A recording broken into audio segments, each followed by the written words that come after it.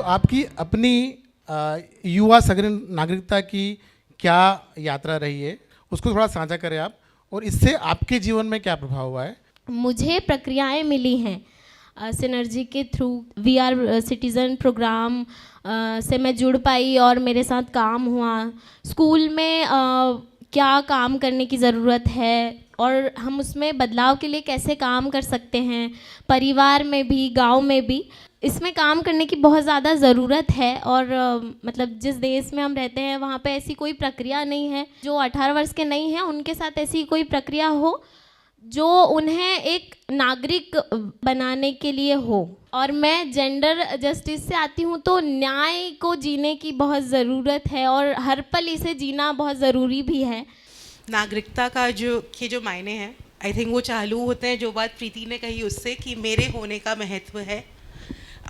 मुझे ऐसा लगता है हर युवा, उनकी अगर ये समझ है कि मेरी सोच, मेरा हर एक्शन, मेरी चुप्पी भी मेरे आसपास जो लोग हैं, समाज है, मेरे भाई बहन हैं, मेरे हर एक्शन का प्रभाव बाकियों पे पड़ रहा है और मेरे आसपास जो भी है उसका प्रभाव मुझ पर पड़ रहा है।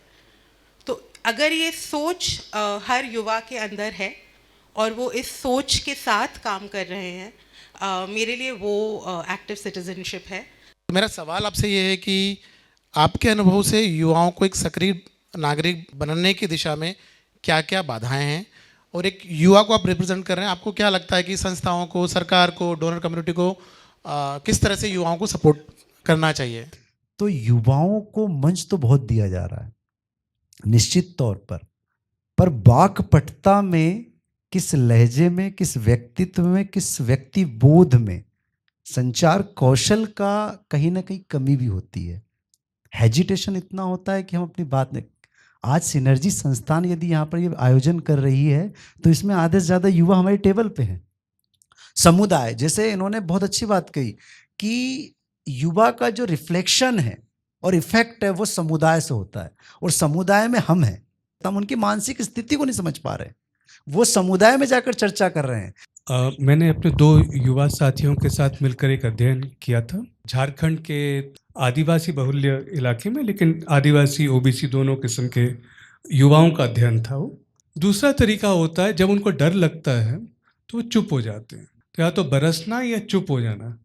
और कोई तरीका अपनाने वाले बहुत कम युवा मिले हम लोगों को, बहुत ही कम युवा ऐसे थे जो कोई और भी तरीका, संवाद का तरीका, दूसरे को समझने का, समझाने का तरीका, कुछ प्रक्रियाओं को ढूंढने का तरीका, बहुत कम।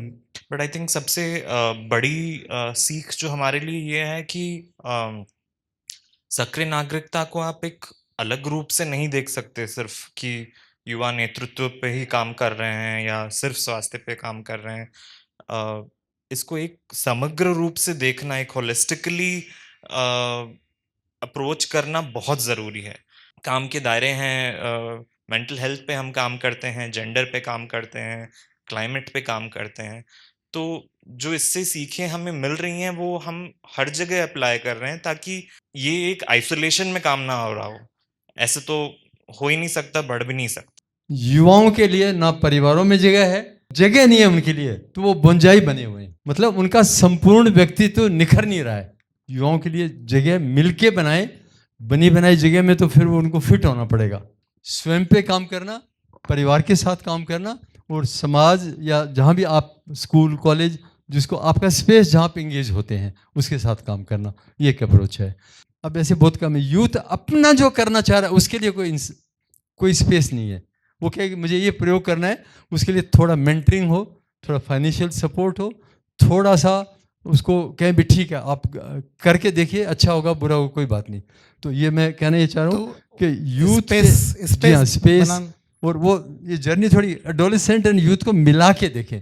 अभी बहुत सारे फिलैंथ्रोपी में एडोलेसेंट प्रोग्राम अलग है, यूथ प्रोग्राम अलग है, तो आई थिंक इसको भी थोड़ा एक समग्रता से। अगर युवाओं को सक्रिय नागरिक बनाना है तो ये जो 3 बॉडी है, समाज, सरकार और बाजार, इसका संतुलन बड़ा जरूरी है, और संविधान ने एक करना जरूरी है, और संविधान ने एक हमें राह दिखाई है संवैधानिक मूल्यों के थ्रू। आई थिंक एनएसएस वो स्पेस क्रिएट करने की कोशिश करता है युवाओं के बीच, जहां पर वो अपनी लीडरशिप को बिल्ड कर सके। युवा के थ्रू विकास या युवा का विकास, जो कुछ भी हो, परिस्थिति जो भी हो, हालात जो भी हो, संवाद करना जरूरी है और युवाओं को जगह देने की आवश्यकता है, जो आपने सब बड़ी खूबसूरत तरीके से इस पौधे के द्वारा बताया। इसी के साथ मैं इस चर्चा को यहीं क्लोज करता हूँ।